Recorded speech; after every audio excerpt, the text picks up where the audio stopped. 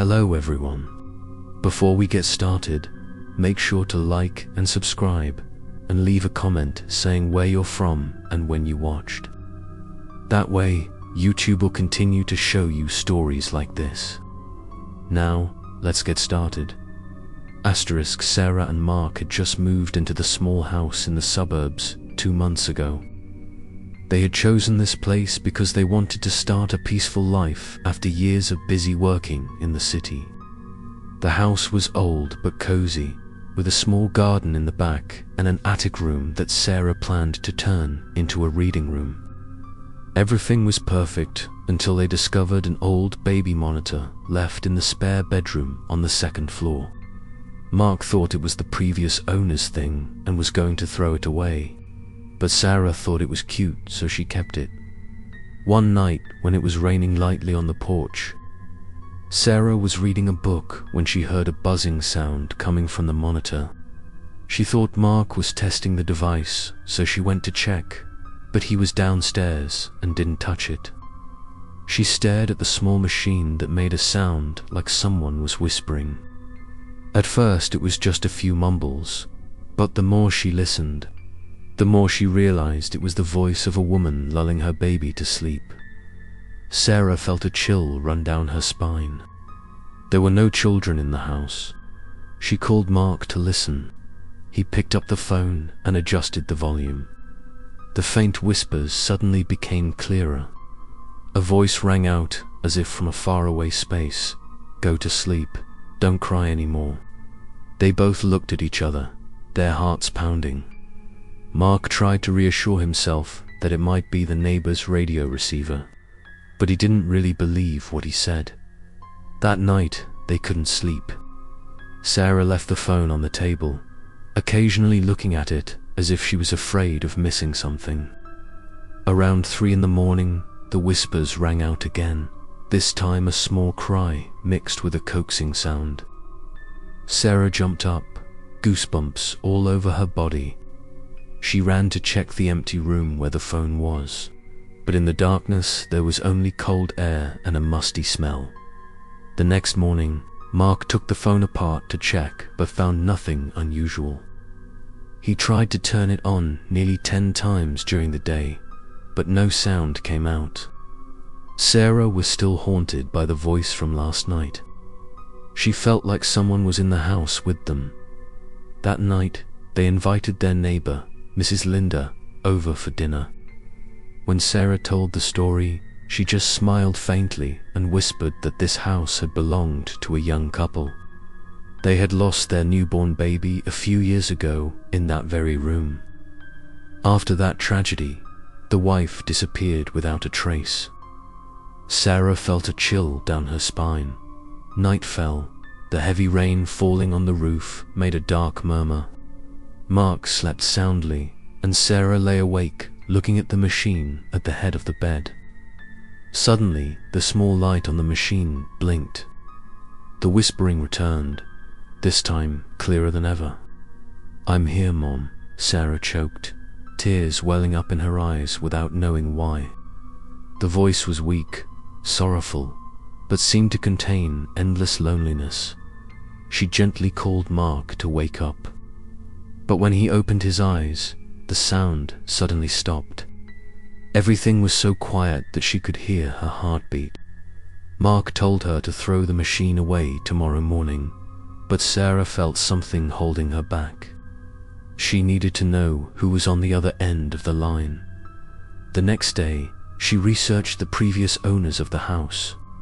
There wasn't much information online, just an old newspaper article about a small fire in the nursery that killed a baby. The mother was named Emily, and no one had heard from her since. Sarah was silent, the words, "I'm here, Mum," ringing in her head. She began to suspect that the voice was Emily. That night, Sarah decided to turn on the machine and record it. As expected, around 3 a.m., the whispering sound came again. But this time, the voice wasn't just lulling the baby to sleep, it was calling someone's name. "Sarah, don't let her cry."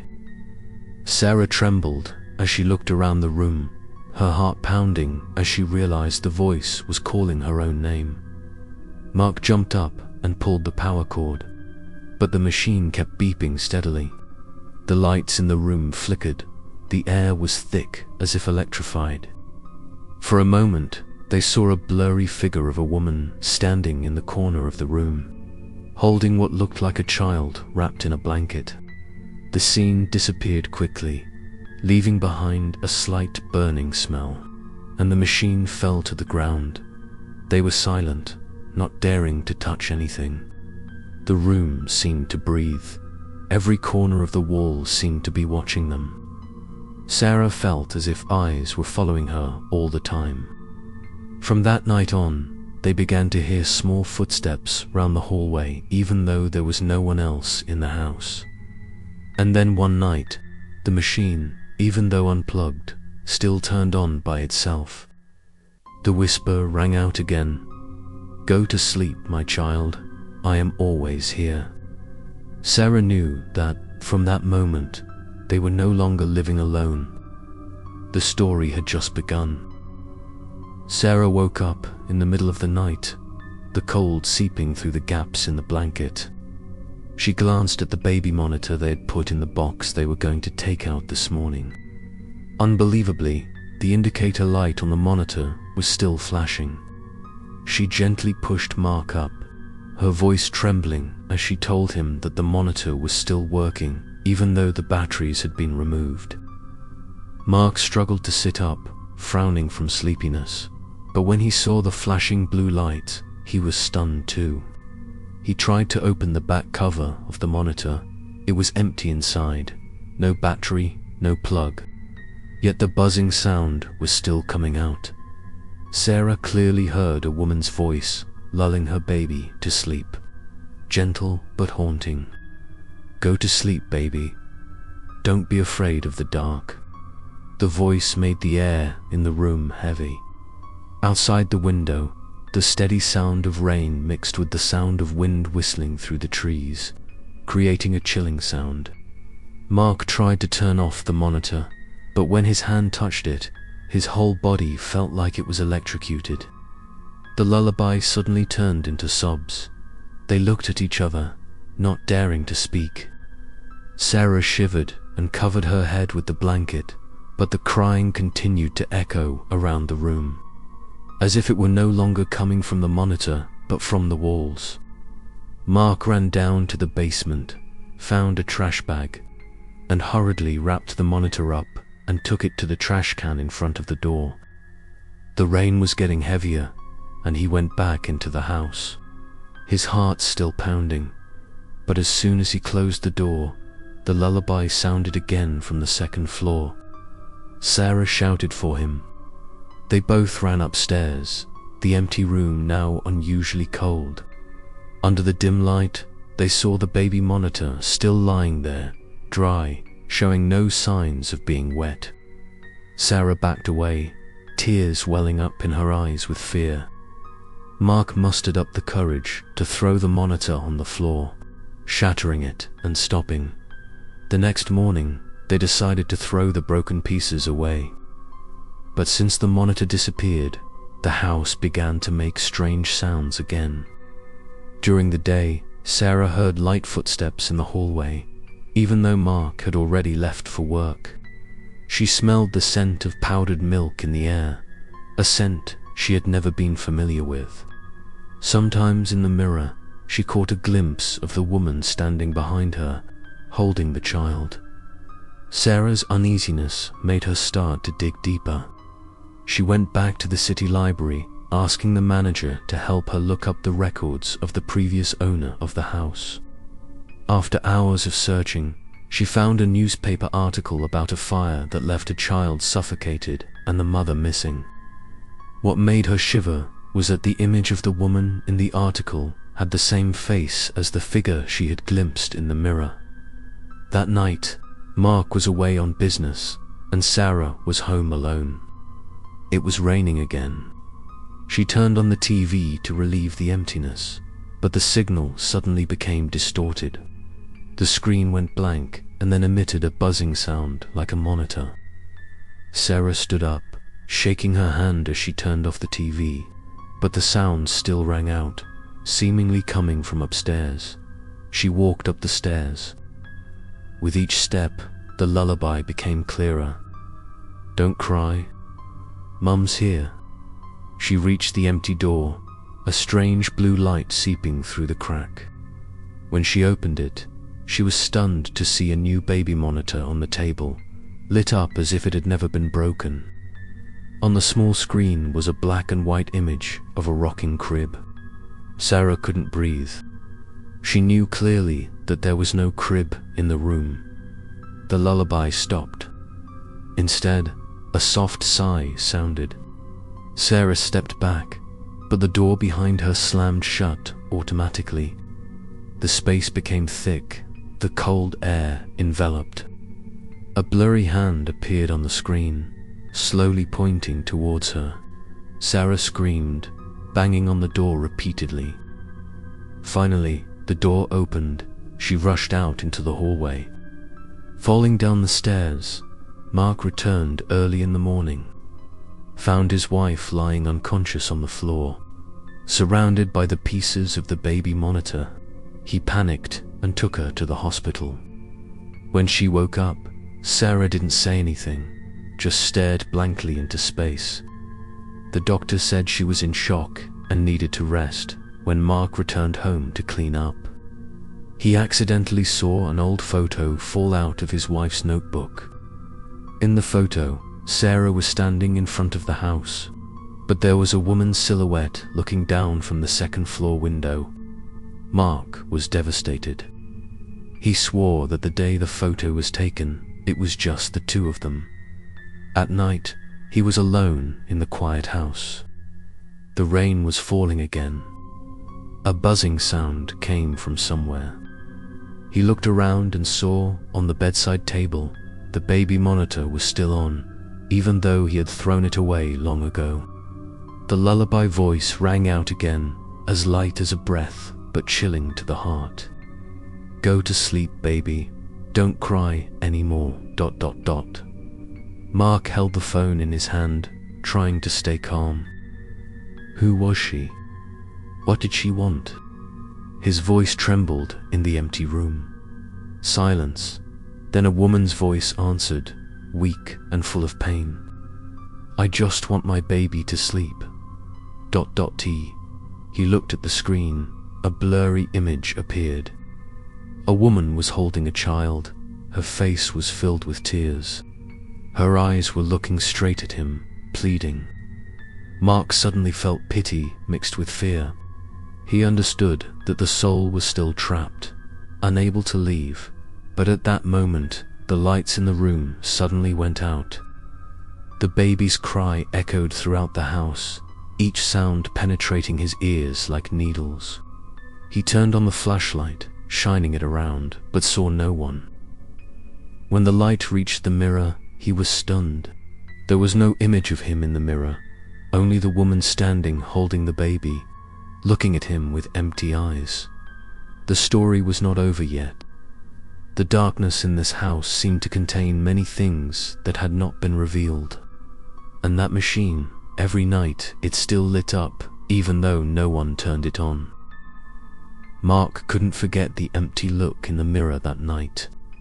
Since Sarah returned to the hospital, he had stayed home alone to find out what was really going on.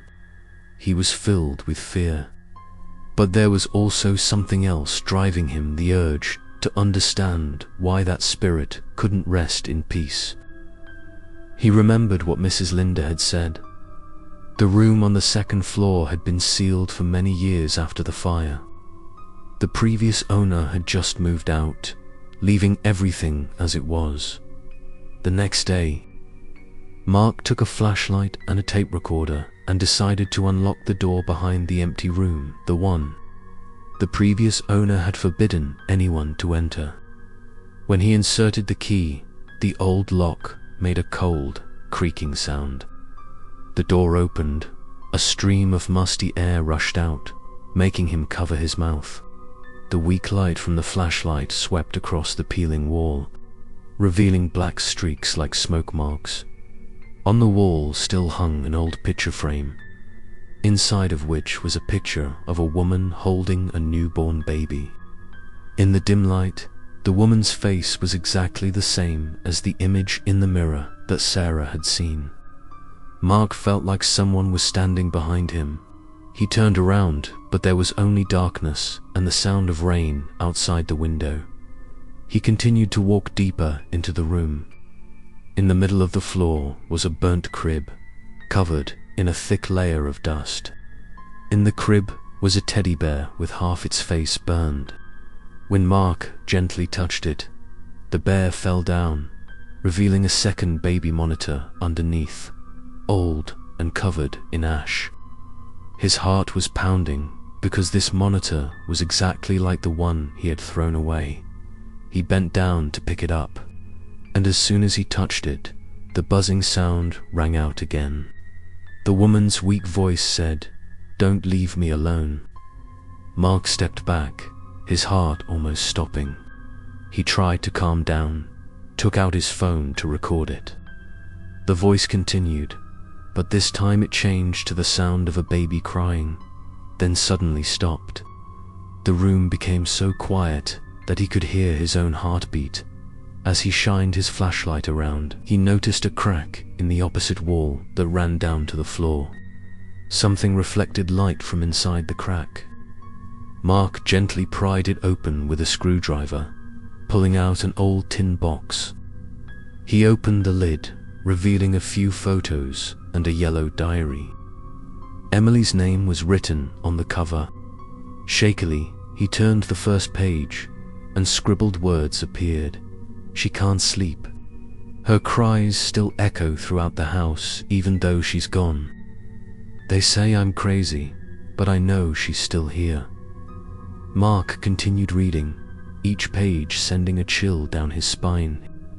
Emily wrote that after the fire, she heard her baby cry every night, and sometimes even heard the crib rocking by itself. She believed her baby's spirit was still lingering in the house, so she kept a baby monitor to listen to her sleeping. But then the cries turned into calls for her name. She gradually became sleepless, paranoid, and one night, she disappeared, leaving only a locked room. Mark put down the diary and looked around. He noticed that the wooden floor in the corner of the room had sunk a little. When he bent down to shine the light, he found that a board had moved. He used a crowbar to open it, revealing a small gap. Inside was a tightly wrapped clothed bundle. He took a deep breath and pulled it out. When the cloth came loose, a musty and burnt smell rose. Inside were a few baby items, a milk bottle, a blanket, and a photo of a woman holding a baby. On the back of the photo was written, "Mummy is always here." A cold wind blew through, causing the flashlight to flicker. He heard a baby crying from the crib, even though there was no one in the room. He turned to look and saw the crib was swinging slowly. In the darkness, there was a woman standing beside him, her hair down, quietly looking at him. Mark stepped back, stammering, "Emily, is that you?" The figure did not answer, just bent down as if to comfort an invisible baby, and then turned back to look at him. Her eyes were deeply sad, tears streaming down her pale face. For a moment, he heard her voice ringing in his head, not through his ears, but as if from somewhere in his mind. "Help me. Let my child be at peace." ... Mark understood that the spirit was begging for release. He picked up the monitor and turned it on again. A buzzing sound rang out, then a child's voice softly said, "Mummy ... and disappeared. Suddenly, a faint blue light spread from the floor, covering the silhouettes of the woman and the child. Everything slowly dissipated like smoke. The air became lighter, but Mark's heart was still pounding. He bowed his head slightly and whispered, "Rest in peace, Emily." When he looked up, the room was brighter. The smell of smoke and dampness had disappeared. On the wall, there was only a single photograph, a smiling mother holding a child in her arms. Mark left the room and closed the door. He didn't know if it was the end or just a lull, but deep down, he felt something had changed. The house was strangely silent. No more buzzing, no more crying. But as he walked down the stairs, the monitor in his hand suddenly lit up for the last time, and from inside came a faint whisper, "Thank you." Mark stood still, tears welling in his eyes. He knew he had just heard the final goodbye. However, he had no idea that upstairs, in the small mirror on the table, the image of the woman was still there, smiling at him. The story was not over. Because sometimes the souls that were laid to rest were only the tip of the iceberg of a haunting that lay deeper in this house. After the night that Mark believed had put Emily's spirit to rest, the house was strangely quiet. No more crying babies, no more rustling noises in the night. Sarah slowly recovered. The doctor thought she was just suffering from post-traumatic stress disorder. They returned home after 2 weeks of treatment, hoping that everything would return to normal. But something in the air had changed, as light as the breath of an unspoken secret. On her first day back, Sarah felt better. She arranged flowers, opened the windows to let in the sunlight, trying to make the house come alive. Mark was busy cleaning out old things. While dusting the attic, he discovered a small, locked wooden chest. The lock was rusted, but he still managed to pry it open. Inside were a few old things: a photograph of the house from decades ago, a silver necklace, and a yellow envelope that had turned brown. On the envelope was written in slanted handwriting, "To the next occupant of the house." Mark's heart pounded. He opened the letter. Inside were shaky words, the ink smeared as if written in panic. "If you are reading this, it means the house has chosen you. It spares no one who leaves without hearing the whole story. I was the one before. Emily was the last victim, but not the first. Everyone who lives here has heard the baby cry. Don't believe it's just a spirit, because there's something even darker under the floorboards." Mark read that, his back shivering. The last line of the letter made him hold his breath. "When you hear the call, don't answer." He folded the letter, feeling the room suddenly cold. The wind outside stopped, but the curtains fluttered slightly. He took the letter down for Sarah to see. She looked at him, her eyes full of worry. "Do you think it's real?" Mark didn't answer. He just looked towards the stairs leading to the second floor, where Emily's room used to be. The light from the window cast a faint shadow that stretched there, as if guiding him. That night, after Sarah had fallen asleep, Mark sat alone in the kitchen, drinking coffee, trying to stay awake. The clock ticked steadily in the quiet space. Then he heard a soft sound from upstairs, like a child's giggle. He stood up, his hand clutching his cup, his heart pounding. He walked up the stairs, each step echoing in the night. The empty door was ajar. When he pushed it open, he saw that the room was empty, only the moonlight shining through the crack in the window. But then, from the corner of the room, he heard a very small whisper, like the voices of many people talking at once. He listened carefully and realized that they were repeating a single sentence. "The house misses." He retreated quickly, his heart pounding, locking the door. It felt like the house had come alive. Beneath his feet, the wooden floor shook slightly, as if something was moving underneath. He looked down and saw small cracks that stretched like veins. He bent down to touch them and felt a chill run down his fingers. The next day, Mark contacted Mrs. Linda, an elderly neighbor who had lived in the area for a long time. When he told her, her face turned pale. She said slowly, "That house is not only haunted by Emily. Before she came, there were 2 other families who lived there, and each family lost a child. It is rumored that the house itself made them hear the call. Some even say that the house was built on the site of an old monastery where mysterious sacrifices were performed in ancient times." Those words made Mark shiver. He felt like a piece of the puzzle fit into a picture that he did not want to see in its entirety. When he got home, he tried to find the old photo in the trunk and examined it closely with a magnifying glass.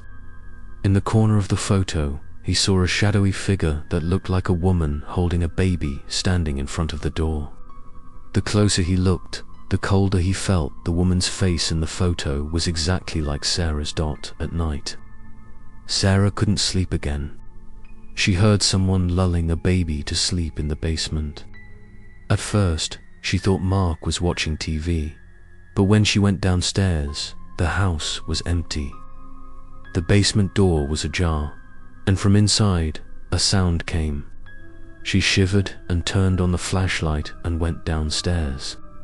The dim light illuminated the wall, where there was a strange drawing like a circle with ancient characters. In the middle of the floor, there was something sparkling, the silver necklace that Mark had found in the chest, now lying in the middle of that circle. Suddenly, the flashlight flickered, the light went out. In the darkness, a lullaby rang out, gentle but creepy. "Go to sleep, baby, I'm here." Sarah froze, her whole body cold. She ran up the stairs, closed the door, and shouted for Mark. But from the room above, he could hear the same lullaby from the basement. But from the baby monitor on the table, he rushed out of the room. Hugging Sarah, they looked at each other, panicked. The lullaby stopped, replaced by a woman's voice saying clearly, "It's too late. The curse never ends." The whole house shook, lights flickering, the air thick with 100 breaths. Mark took Sarah's hand and pulled her toward the front door, but it wouldn't open. They heard small footsteps echoing around them, like a child running in the hallway. Then laughter spread through the house, echoing through the howling wind outside. When everything suddenly quieted, Sarah opened her eyes and saw a paralyzing reflection in the mirror on the wall. In the mirror, the house was still there, but behind it stood Emily, holding the baby, and around it were many other figures, women in old clothes, holding babies in their arms, all looking at them. Mark tugged Sarah's hand, whispering, "Don't look anymore." But as they turned away, they heard a final whisper in their heads, mixed with the sound of the rain on the roof. "You'll stay here too." The house was silent, except for the ticking of the clock, steady, like the heartbeat of something still alive in those old walls. After the night of hearing the lullaby and the voice declaring that the curse would never end, Mark and Sarah could no longer bear it. They moved downstairs to sleep, away from the empty room on the second floor. However, every night, small footsteps still echoed on the floor, soft but persistent. It seemed that the house would not allow them to forget what had happened. Sarah could not bear the feeling of being watched. She said that when she looked in the mirror, she sometimes saw herself standing behind herself, the gaze not hers but someone else's. Mark, being the practical person he was, tried to find a reasonable explanation. He thought the curse might have originated from what Mrs. Linda had said. The house was built on the site of an old monastery. The next day, Mark went to the town library to look for building records. After hours of research, he discovered old drawings of the land from the previous century. Below the description was a faint handwriting: "The Illuminati vault, sealed after the sacrifice in 1894. He paused, his hands shaking. The Illuminati were a mysteriously vanished sect, famous for their necromancy rituals to achieve eternal enlightenment. Mark took a photo of the document and brought it back to Sarah. She paled. "Could it be that the ritual still has an effect here?" she asked. Mark nodded. Maybe they did something terrible, and the souls of the sacrificed people never left. That night, they decided to go back down to the basement where Sarah had seen the strange circle. Carrying flashlights and sprinkling salt around them to calm their nerves, they slowly made their way down. The air was thick with centuries of gloom. When the light hit the floor, the circle of characters was still there, clearer than before, as if someone had just redrawn it. In the middle was an old silver necklace, and around the edge of the circle were half-burned candles. Mark took a picture, then used his phone to look up the symbols. One of them was identical to the symbol of the line of light, the symbol that symbolized soul exchange. The more he read, the more he understood that this ritual was to retain the souls of children to cleanse the sins of adults. Anyone who lived on this land would unwittingly become part of the ritual until another child died. Sarah was stunned. So, the curse only stops when another life is taken to replace it. She whispered, her eyes on the circle. Mark was silent. He didn't want to believe it, but all the clues led to the same conclusion. A cold wind blew, and the candles on the table lit up without them lighting them. The pale green light from the candle shone on the wall, where a faint drawing gradually appeared, the silhouette of a woman holding a child, behind which a series of dark figures knelt, mouths open as if praying.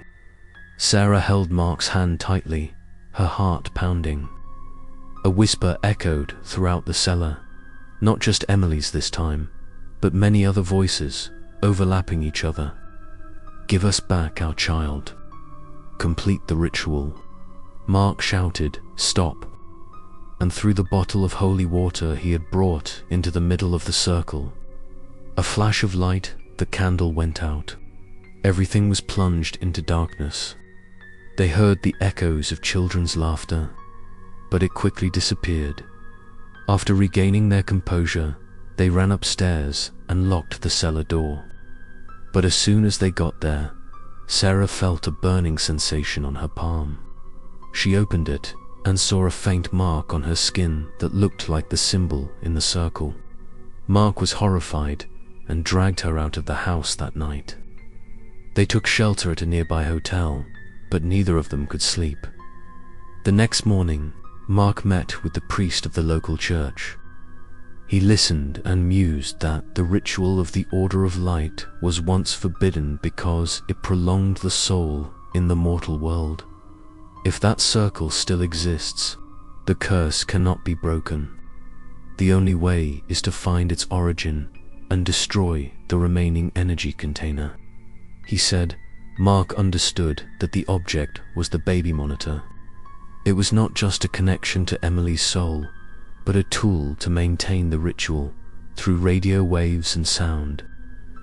Anyone who heard the lullaby had unwittingly opened the gate between the two worlds. The next night, they returned to the house, carrying the priest and a silver cross. As soon as they entered, the temperature dropped sharply. A chill enveloped everything. The baby monitor was in the middle of the living room, its light flashing despite the lack of power. From the speaker came the familiar lullaby. "Go to sleep, don't be afraid of the dark." Sarah held her head, tears welling up. The priest stepped forward, reciting a prayer. The machine vibrated violently, the sound distorted, turning into a shrill scream. The windows shook violently, the lights in the house went out. The light from the cross shone directly into the machine. A small explosion rang out, white light filled the room. When everything calmed down, the machine had turned into black ash. The air returned to peace. The morning light shone through the window. Sarah fell to her knees. Mark hugged her, tears mixed with a relieved smile. They thought the nightmare was over. But as he walked out the door, Mark turned back for one last look. In the second-floor window, he saw the silhouette of a woman holding a child, smiling sadly. Her eyes were no longer filled with resentment, only regret. He knew the ritual had been broken, but the memory of it would forever be imprinted in this house. On the way out, Sarah whispered, "Did you hear anything?" Mark was silent.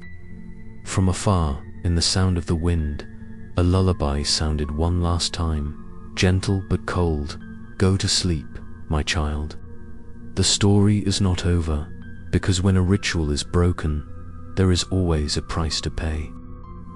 After the baby monitor burned down, Mark and Sarah believed the curse was over. They left the house exhausted but relieved. The old house was now just a dark memory they both wanted to forget. A month later, they moved to a small apartment near the town center, trying to start a new life. But there was something about Sarah that made Mark uneasy. In the early days, she was happier, taking care of the plants and saying that she finally felt relieved. But then strange signs began to appear. At night, she often dreamed of the sound of a baby crying, sometimes calling Mark by another name. One night, he woke up to find her standing by the window, softly singing a strange song. Her voice was soft, but the melody was creepy. Mark asked her what she was doing. Sarah turned around, her face expressionless. "I was just putting the baby to sleep," she said, and went back to bed as if nothing had happened. He sat there for hours, his heart heavy. The next day, when he asked again, she just smiled and said it was probably a dream. But the next night, he heard the lullaby again, not from her mouth this time, but from the living room. Mark walked out. With a flashlight, the light sweeping through the quiet space. On the table, the radio was on, though no one had touched it. From the speaker came the same song Sarah had just sung, soft and sad. He turned it off, his heart pounding. When he returned to the room, Sarah was sitting up, looking at him intently. "Did you hear that?" she asked softly, her voice flat. In the days that followed, Sarah became distant. She spoke little, often sitting for hours, staring into space. Sometimes, Mark caught her whispering to someone in the mirror. When he asked, she would just say, "I was talking to Emily." The answer sent him spiraling down a rabbit hole. He thought he had freed the spirit, but it seemed Emily had never left. Mark contacted the priest who had helped them. When he heard him, he just pondered and said, "Maybe the ritual was broken, but the bound soul needs a new home." The weak, the sympathetic, are usually the first to be picked. Sarah was that person. That night, Mark decided to observe her while she slept. Around 3 a.m, he heard the crib rocking, though there was nothing in the room. Sarah started talking in her sleep, broken sentences. "Mummy's here. Don't cry anymore." Then she sat up, her eyes wide open, looking straight at him. "You shouldn't have touched her," she said in a strange voice, not Sarah's. Mark trembled, not knowing what to do. He called her name, but Sarah just tilted her head, laughing softly. "I'm not Sarah," she said, then lay back down, sleeping as if nothing had happened. The next morning, she woke up completely normal, with no memory. He started keeping a diary, hoping to find a pattern in her behavior. After a few days, he realized that everything always happened at the same time, 3 a.m. The same time the lullaby sounded in the old house. Mark believed that Emily's spirit or some other force was possessing Sarah. He decided to return to the old house to find out, despite Sarah's pleas not to return. When he arrived, the house was abandoned. The windows broken, the grass overgrown. He entered, and a cold feeling immediately enveloped him. In the basement, the ritual circle had faded, but still had traces of old ash. On the wall, someone had written in charcoal, "Every ritual needs a successor."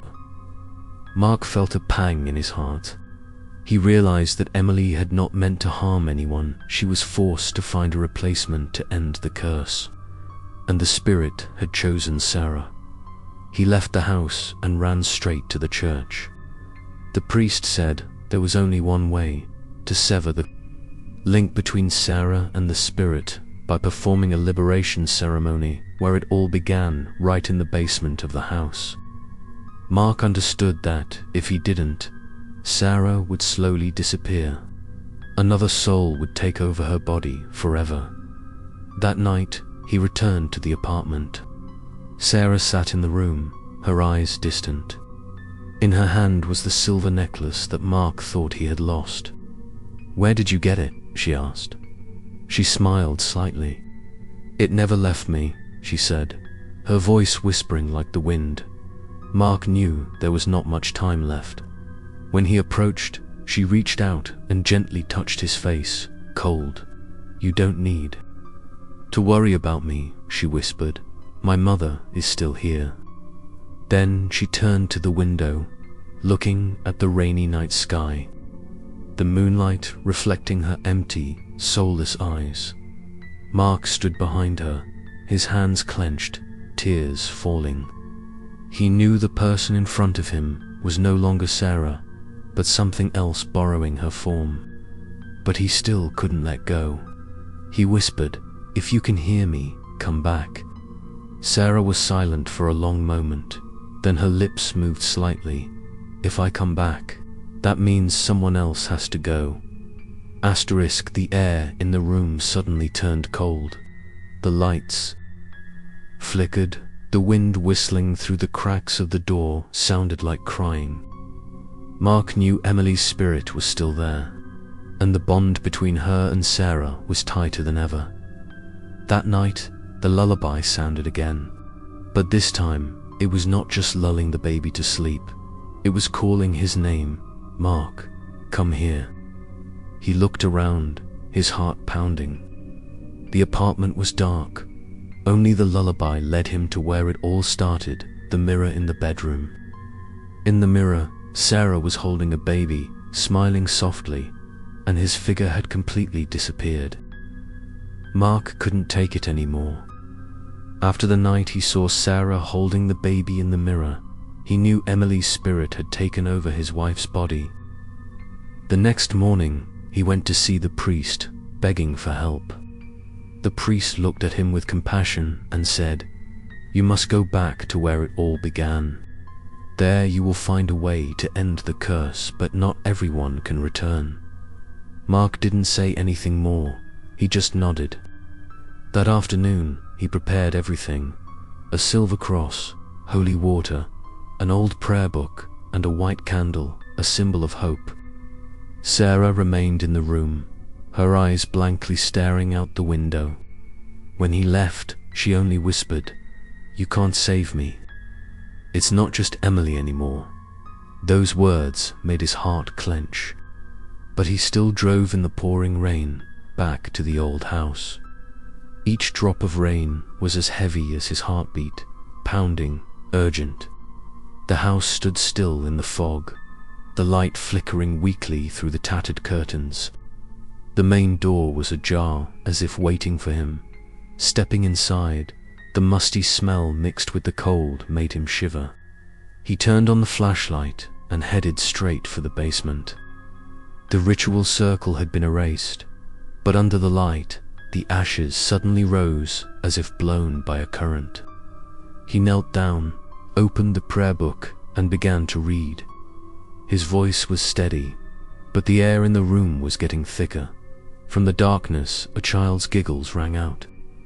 Then the familiar lullaby rose again. "Go to sleep, baby. Mummy's here." The singing echoed off the walls. Mark tightened his grip on the cross. "Emily, I know you don't want to hurt anyone. "Let Sarah go. Her soul needs to rest." There was no answer, only the sound of light footsteps approaching. He turned the flashlight toward the sound and stopped. Sarah was there, in a white dress, her hair falling over her face. In her hand was something wrapped in a blanket. Her voice rang out, no longer the familiar voice. "You promised to let the child sleep. Why did you ruin my ritual?" Mark stepped back, horrified. "Sarah, it wasn't you. Wake up." She chuckled, her voice cold. "Wake up, I never slept." Then she stepped into the old circle, the candle lighting itself, the flickering flame reflecting her deep black eyes. Mark realized that the person standing before him wasn't just Emily. It was the thing that had taken the souls of all the mothers who had lived here. He shouted out a prayer. The wind blew fiercely, objects around the room flying wildly. Sarah's voice mixed with the wind, sometimes a woman's voice, sometimes a child's cry. "You think the light will save you?" The light was mine before the humans stole it. Mark felt a sharp pain in his head, but he didn't stop. He splashed holy water around the circle. Each drop of water emitted a soft glow, white smoke rising. Sarah screamed, the sound piercing, shattering the glass. From the darkness, shadowy hands reached out from the wall, trying to pull him in. He knelt down, shouting loudly, "Oh God, please free this soul from sin. Let her go to a peaceful place." The light from the cross flashed strongly. There was a loud bang. The room was filled with white light. Mark was thrown far away, his head hitting the wall. When he opened his eyes, he saw Sarah lying on the floor, motionless. The candle had gone out. The ritual circle was completely burned. He crawled over, hugged her, tears mixed with the ashes. "Sarah, can you hear me?" A moment later, she opened her eyes slightly. But when he looked at him, Mark realized something was wrong. Her eyes were no longer the familiar brown, but black as a bottomless pit. She smiled, as light as a breath. "Thank you, it's quiet now." Then she fainted. Mark carried her out of the basement, stepping outside as dawn broke. The light filtered through the trees, illuminating her peaceful face. He believed she was finally free. But when he opened the car door, a small object fell from her pocket, the silver necklace he had thrown into the fire during the ritual. He picked it up, his palm cold. The necklace shook slightly, then emitted a faint whisper, "Go to sleep, my child." He threw it away, but the sound still echoed in his head, as if it could never be extinguished. That night, when Sarah woke up, she looked at Mark, smiled weakly. "I feel so relieved." He held her hand, tears falling. But he didn't realize that on her wrist, the mark of the old ritual was slowly appearing again, flickering like the breath of something still alive. The soul was at rest, but the curse was not. And in Sarah's sleep that night, the lullaby sounded again, this time in her own voice. Mark thought everything was over after the ceremony. Sarah woke up, healthy, smiling more. In the first few days, she was like a new person, her voice gentle and her eyes kind. He believed they had escaped the darkness, but after only a few days, strange things started again at night. Sarah often woke up in the middle of the night, wandering around the house. One time, Mark woke up and saw her standing in the kitchen, sitting with her back to him, muttering something. When he approached, she turned her head, smiling strangely, her deep black eyes no longer light. "Go to sleep, the baby needs me," she said in a different, deep voice. Mark stepped back, trembling. He called her name many times, but only received an emotionless look in return. Then she turned away, continuing to whisper. He did not dare to go closer, just stood there watching until she returned to bed, sleeping as if she had never woken up. The next morning, when Mark told her, Sarah smiled softly. "You must have dreamed it. I slept all night." He didn't know who to believe, her or himself. Stranger things were happening. His phone would ring at exactly 3 a.m., the screen showing unknown number. When he picked it up, all he could hear was a lullaby and a distant baby's cry. Another time, he heard the sound of running water in the bathroom in the middle of the night. When he opened the door, Sarah was standing in the tub, cold water running over her, her hands holding an old silver necklace, her lips muttering, "Go to sleep, baby. Mummy's here." He rushed to pull her out, but as soon as he touched her, the water in the tub turned a murky grey. He carried her out, trying to wake her. When Sarah opened her eyes, she asked, "What are you doing?" "I was just washing my hands." Mark knew she wasn't quite Sarah anymore. He recorded the nighttime voices to prove it to himself. When he listened to them again, his heart went cold. In the recording, Sarah's voice echoed slowly, "Don't be afraid. Emily is you now. I'll never lose you again." Then came the sound of children laughing and the sound of a cradle rocking. Mark went to the priest and gave him the recording. The priest was silent for a long time before saying, "It wasn't Emily's spirit that possessed her. The curse of the old ritual had found a new host. Sarah had become the guardian of the gate between the two worlds." He advised Mark to leave immediately before she completely disappeared, but he couldn't. He loved Sarah too much to leave her in the hands of darkness. He decided to stay with her, hoping that love could move the imprisoned spirit. But the closer he got, the heavier the air around her felt. Their house began to smell faintly of smoke, like ashes from the old basement. At night, the living room lights turned on by themselves, reflecting the silhouette of Sarah holding an invisible child, gently rocking and singing.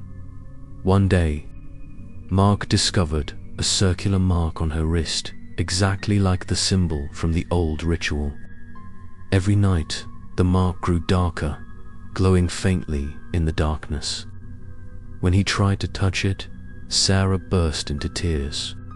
"You don't understand. I can't leave. If I disappear, the baby will be trapped forever." Mark hugged her, tears falling. "There's no baby, Sarah. It's just a curse." But she just shook her head. "You're wrong. The baby is here, inside you." The words left him speechless. He felt a chill spread from her, his heart tightening. That night, when she slept, he placed his hand on her belly. A slight movement, as if something responded from inside. He jerked, pulled his hand away. "It can't be real," he told himself. But the lullaby sounded again, right next to his ear, even though Sarah's lips didn't move. "Go to sleep, baby." The next day, he took her to the hospital for a checkup. The results showed she was completely normal, not pregnant. The doctor said it could be stress and a mental disorder. But Mark knew that wasn't an explanation. That night, he secretly turned on the camera to record. Around 3 in the morning, Sarah sat up, her eyes blank. She looked straight into the camera, smiled, then placed her hand on her stomach and whispered, "You'll see the baby soon." Mark was devastated when he reviewed the footage. Behind her, in the reflection, a tall, dark figure was crouching down, as if protecting her.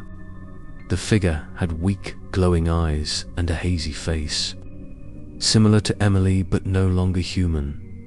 Mark understood that what they were dealing with was no longer a lost soul, but an older force, awakened after the ritual was broken. The curse needed a new host, and Sarah a weak, kind, sympathetic woman was the perfect choice. He knew there was only one last chance to save her. He had to go back to where it all began, the basement of the old house, where the portal between the two worlds still stood open. But as he turned to leave, Sarah stood at the door, her face cold. "You don't have to go anywhere," she said, her voice laced with layers of sound. "The portal is inside me now." The wind blew through the window, and the light went out. In the darkness, Mark heard the crib rocking and the baby giggling, mixed with Sarah's voice here, perhaps someone else's, deep inside her soul. And he knew the real nightmare was only just beginning. Mark couldn't bear to see Sarah change day by day. She was no longer herself. Her eyes were lifeless, and her voice was low and loud, as if many people were talking at the same time. He knew that if he didn't act now, her real soul would be swallowed. The old priest had warned him that to save Sarah, he had to return to the old house, where the gate between the two worlds had never really closed. That night, it rained heavily, thunder and lightning continued. Mark drove in the howling wind, his heart beating fast with each flash of lightning. The old house appeared in the night like a breathing creature. The roof tiles were sagging, and the broken window frames reflected the lightning like wide-open eyes. He stepped inside. The cold air immediately surrounded him. The air was thick, as if hundreds of souls were watching him. He took a flashlight and went down to the basement. The old ritual circle was still there, but now it was covered in a faint blue light. In the middle of the circle, the ashes moved as if breathing. On the wall, the ancient symbols glowed again, even though there was no light source. Mark knew it was a sign that the gate was about to open again. He took the old prayer book from his pocket and began to read. His voice was shaky but steady. The wind picked up, though the basement had no windows. Dust swirled around, and the stubbed candles burned automatically. Whispers appeared, near and far, like hundreds of spirits talking. "You're too late. She belongs to us." Mark shouted, "I won't let her die. Sarah is not your host." He drew a circle of salt around himself and continued to read. Suddenly, the light flashed and a figure appeared in the center of the circle. Emily, her face pained but inhuman. Her eyes were black, her voice echoing from the abyss. "I tried to hold it, but now it's not me." "What's inside Sarah?" "Is something else." Mark was stunned, his heart stopping. "What's inside her?" he asked. Emily replied, "The one who created this ritual, he never left. I and the other mothers are just the key for him to return. Now he has her body, and the gate will open." At that moment, the ground shook. A crack opened right under the foot of the ritual circle, a red light shining like from hell. Mark stepped back, but the suction of the air pulled him so hard that he almost fell. From the crack, a black hand with long nails protruded, clinging to the edge of the floor. A deep, hoarse voice rang out, "Thank you, Mark, for bringing me back." He stepped back, chanting louder, his voice choked with panic. The silver cross in his hand was hot, glowing. He shouted, "In the name of the light, I seal you." The light from the cross shot straight into the circle, blinding the room. The darkness contracted, and screams of anger rang out. Emily raised her hand, shouting, "Close it, quickly." Mark tried his best, pouring all his faith and love for Sarah into his last prayer. The white light flared fiercely. The wind stopped. The room was quiet again. He gasped, looked around. The crack was gone. The blue light had dissipated. Emily stood there, smiling slightly, tears falling. "Thank you. But the portal only sleeps when the host willingly leaves it." Then she vanished like smoke. Mark ran out of the basement, calling Sarah. The phone rang, but it wasn't her voice on the other end, but a child's laughter. "Dad," Mum said, "you're coming home." He was stunned. The line went dead. He rushed home in the rain, his heart pounding. The apartment was dark, the door ajar. When he entered, he saw Sarah sitting in the middle of the room, holding something wrapped in a blanket, singing a lullaby softly. She turned her head, smiling. "You're home. I missed you so much." Mark backed away, trembling. "Sarah, put it down. There is no child." She tilted her head slightly, her dark eyes looking at him deeply. "You still don't believe it? Our child is a connection between two worlds." The atmosphere was thick. A cold wind blew from somewhere in the room. The lights flickered. Sarah's shadow and the object in her hand stretched on the wall, distorted and rippled as if moving. Mark knelt down, tears streaming down his face. "Sarah, I beg you. Wake up." She stood up, moved closer, her voice a mix of many sounds. "If I want you back, I have to make a trade." Then she held out her hand. Her smile gentle, but her eyes no longer those of a living person. Mark took her hand, his heart pounding. He understood that his love was the only thing that could keep her soul, even for a moment. But when he touched it, a cold current shot through him. In that moment, he saw images flash by. The burning house, Emily holding her child, dozens of souls trapped in the ancient ritual. And in the middle of it all, a giant entity with empty eyes, staring straight at him. Mark screamed, pulling Sarah away from the circle of light that surrounded them. The room shook, lights exploded, wind howled. For a moment, all he could hear was her voice whispering, "If I die, you have to leave now. Don't ever come back."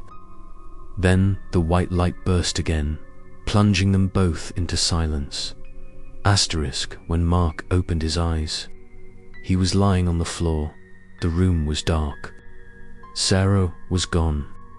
Only the blanket lay on the ground, empty. He picked it up, tears falling. Inside the blanket, there was a silver necklace, now broken in two. Outside the window, the rain had stopped falling. The sky was quiet, but the familiar lullaby still lingered in the air, as if from another world. Mark looked out, whispered, "I will find you, Sarah. Even if I have to walk into the darkness again." And somewhere, in the mirror on the wall, the silhouette of a woman holding a child smiled slightly, looking at him before disappearing into the darkness.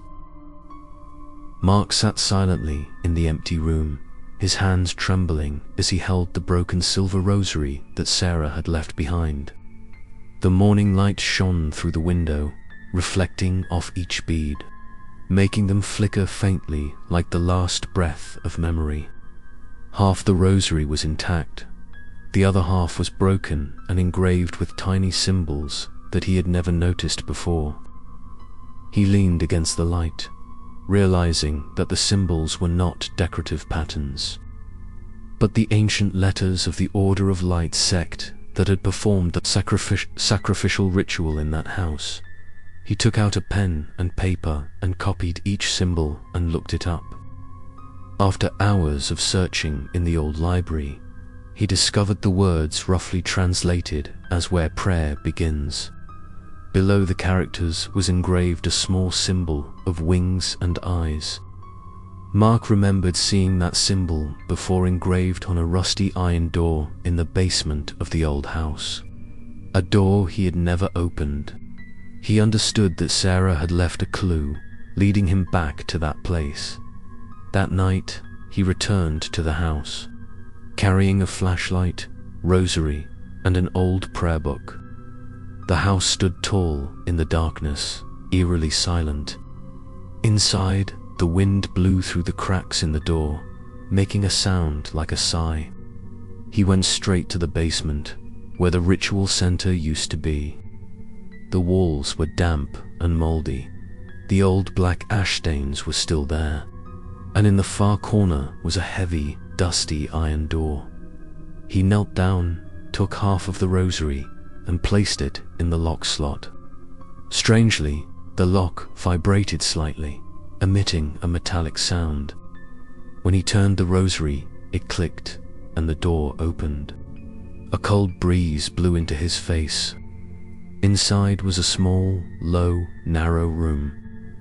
The light from the flashlight sweeping across revealed ancient drawings and characters carved all over the walls. In the middle of the room was an old stone altar, on which was placed a yellowed human skin book and an old photograph. Mark approached. In the photograph, a group of people in black robes stood around a cradle. Between them was a man with sharp eyes, a face so familiar it took his breath away. It was the same face as his. On the back of the photo was written, "The Chosen One, the next generation of the Gatekeeper." His hands trembled, his heart pounding. He understood that not only was Sarah being pulled in, but he himself was also part of this curse. He opened the leather book. The first page recorded the ritual of opening the gate, and the last page described how to close it. The red writing read, "The gate will only close when the Chosen One offers his own light." He understood the meaning of the blood of the gatekeeper must sacrifice to end the curse. He was the descendant of the man in the photo, and Sarah had become the vessel to protect him from it. Her voice echoed faintly in his head, like a breeze. "Don't come here, you shouldn't know." He clenched the rosary in his hand, tears falling. If there is a price to pay, he accepts it. But you must return. He placed the rosary on the altar and recited the prayer in the book. With each word he read, the room shook slightly, an invisible flame flickering round the altar. Suddenly, a blue light rose from the rosary, swirling into a stream of air. From it, Sarah's silhouette appeared, blurry and painful. "Mark, stop, you don't understand, if you do." Before she could finish, the light from the book burst out, enveloping her. Other silhouettes appeared around her, women from the past, all crying. They knelt down, facing Mark as if pleading.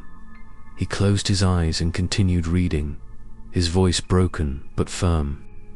"O wandering soul, O guardian of light and darkness, I offer myself to close the path between the two worlds." As soon as the last word was finished, a red light rose from the ground, merging with the blue light, forming a brilliant column of light. Screams filled the air, then faded. Sarah rushed to hug him, screaming in despair. "You don't have to do that. I can replace you, ... He smiled, his hand on her cheek. He promised to save her, even if it cost him everything. The white light enveloped them both, the cold dissipated, and the room fell into silence. When the light went out, Sarah lay unconscious on the floor, surrounded by the ashes of the rosary. The iron door had closed on its own, the crack had disappeared. She opened her eyes, tears streaming down. "Mark, ... But no one answered. In the quiet space, only the soft wind echoed. Like his voice whispering, he kept his word. Sarah crawled to the altar, saw the half of the rosary still glowing faintly. She held it tightly, tears falling continuously. Outside, dawn began to rise, light shining through the crack in the iron door, illuminating the room where there was only her and the ashes. She raised her head, looked straight at where Mark had disappeared, and said softly, "If you are somewhere, listen to me." The curse was closed, but love never dies. A gentle breeze blew by, the last candle went out, leaving absolute silence. But in that darkness, the silver string of beads trembled slightly, emitting a very small sound like a heart still beating somewhere in the space between two worlds, and the story is not over yet. Because love is like the darkness that never disappears, just waiting to be called by name again. Sarah couldn't accept the fact that Mark was gone forever. Each day, she lived like a shadow, quietly in the house he had once protected with his life. The house was now eerily silent, except for the sound of the wind whistling through the iron door that once sealed the gate. She believed that his spirit was still somewhere, trapped between two worlds, waiting for her to save him at night. She often heard slow footsteps around the house, then a light knock on the table 3 times in a row, just like Mark used to signal when he wanted her attention. She began to leave short notes on a piece of paper, placing them on the table, hoping he would answer. One morning, when she woke up, the paper had a scribbled line, "I'm still here." The handwriting was unclear, but Sarah recognized it as Mark's handwriting. Tears welled up in her eyes. She believed he was trying to contact her. From that moment, Sarah was obsessed with the idea of bringing him back. She searched the ashes for the human skin book Mark had used to close the portal. Most of it was burned, but one page was still intact, written in an ancient language. After many sleepless nights, she translated a small passage. The Oathkeeper can be called back by the voice of a loved one, but the portal will require balance. She didn't understand the full meaning, only that there was a way to call Mark's spirit back. She prepared a simple ritual, placed the remaining silver beads on the table, lit 3 candles, and reread the invocations on the page. At first, there was only the sound of a gentle breeze and the flickering of the candlelight. But then the room suddenly grew cold, and she heard his voice, very soft, as if from afar, "Sarah, ... Are you calling me?" She trembled, tears welling up in her eyes. "Mark, can you hear me? I miss you." His voice was weak as he replied, "You're here, but don't go on. I don't know what I'm doing." Sarah collapsed, begging, "I just want you to come back, just once." The candle in the middle of the table went out, and the other 2 suddenly burned brighter, their flames turning blue. The room was filled with cold air, the curtains swaying slightly despite the closed windows. In the mirror hanging on the wall, Mark's image appeared, blurry but so clear that Sarah choked. He stood there, his eyes deeply sad. "Sarah, you have to stop. You can't trade your life for me." She shook her head, tears falling. "I don't need a life without you." Mark raised his hand as if to touch her, but his hand passed through the air. "Every call has a price, Sarah. You're opening something I've sealed. Stop." She didn't listen. She continued to read the plea, her voice trembling more and more. The wind blew fiercely, papers flew everywhere.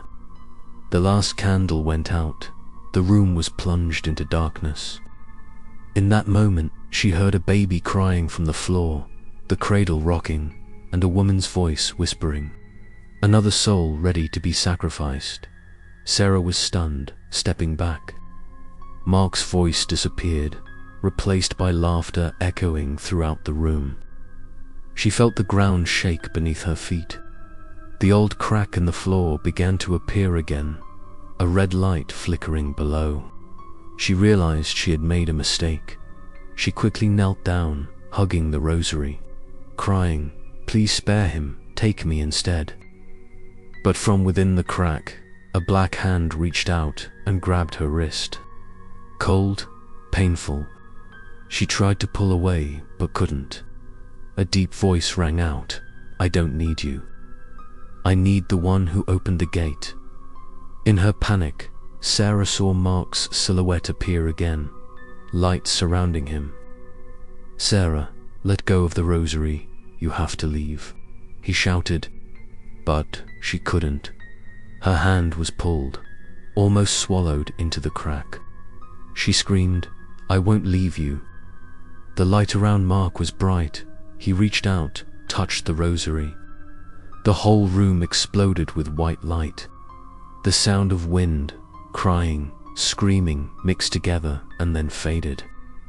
When everything was quiet again, Sarah lay unconscious on the floor.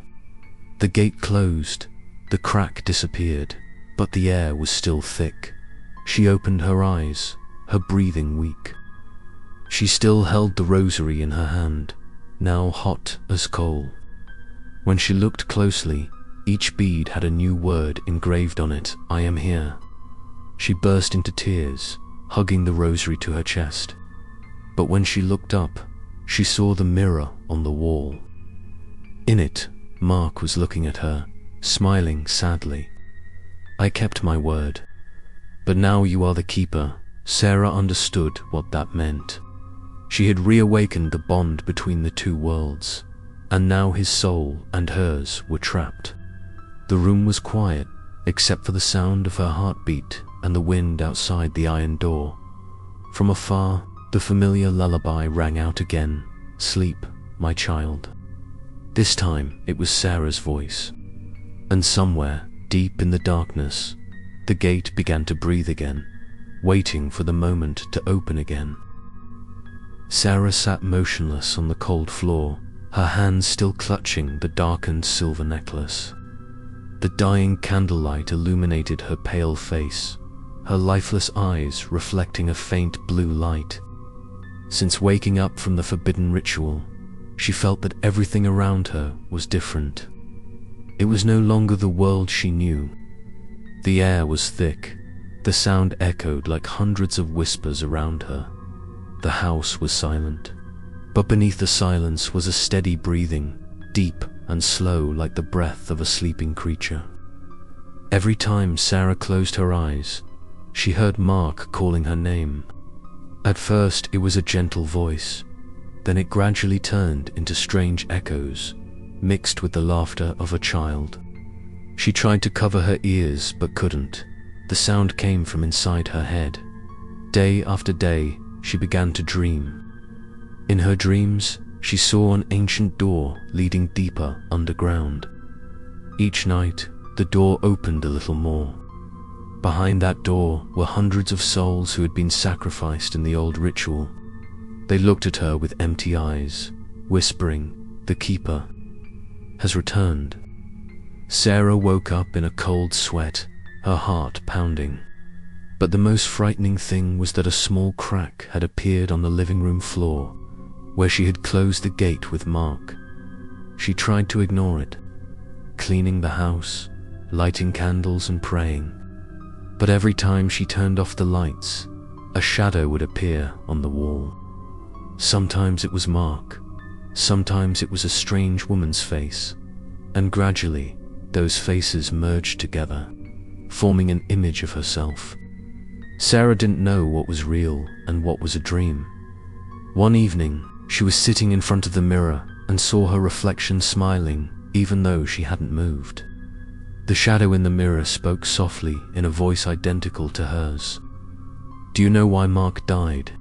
Because the gate needed a replacement." Sarah was devastated. The shadow in the mirror raised its hand, pointing to the silver necklace. The keeper of the gate always had to wear it. Now it was her turn. She burst into tears, threw the rosary on the ground, but when she looked up, it was back in her hand as if it had never been thrown away. Each bead glowed faintly, emitting a small sound like a heartbeat. She realized that what was beating in her palm was not just the rosary, but the life of the gate. That night, the footsteps returned. no longer slow as before, but rapid, lingering around the house. The window opened by itself. The cold wind blew strongly, making the curtains flutter. From the hallway came a whisper. "We are here." The new keeper. Sarah stepped out, her heart pounding. Under the moonlight filtering through the window, she saw blurry figures standing round the floor. Women, men, even children. They did not attack, just stood looking at her, their eyes empty. A voice rang out between them, low and strong. The gate was not closed. He was only sleeping. When the keeper's heart stopped beating, the door would open. Sarah trembled and stepped back. "Who are you?" The voice replied. "The sacrificed ones. Now you carry the spirit of the gate opener. You are the key." She screamed, ran into the room, slammed the door. In the mirror, her reflection smiled again. "Don't be afraid. They only came to remind her of her role. No one can save her because she called them back." Sarah knelt down, holding her head and sobbing. In the following days, she hardly slept. Every time she closed her eyes, she saw Mark standing in the dark, his eyes sad but strange. He was on the other side. "Don't look for him anymore." She shouted, "I just want you back." He replied, "I'm back, but not in the way you want." Then his shadow disappeared, leaving behind a familiar lullaby. "Go to sleep, my child, ... The house began to change. Circular cracks appeared on the walls. During the day, the light could not penetrate. Everything became grey. The rosary in Sarah's hand now glowed continuously, emitting a soft sound. She understood that the gate was coming to life, through her own body. One evening, she looked in the mirror and saw behind her hundreds of ghosts standing, all saying, "Open the door. Let us through." She stepped back, shaking her head, "No, I can't." But the voice in her head echoed again. Mark did his part. Now it's her turn. Complete the ritual and all will be freed. Sarah didn't know who to believe. Love, guilt, and fear mixed together, pulling her into a trance. She held the rosary, the light on it reflected on the wall, forming the image of a gate opening. From the crack of light, blurry hands reached out. She looked up, tears rolling down. "If this is fate, I will keep it."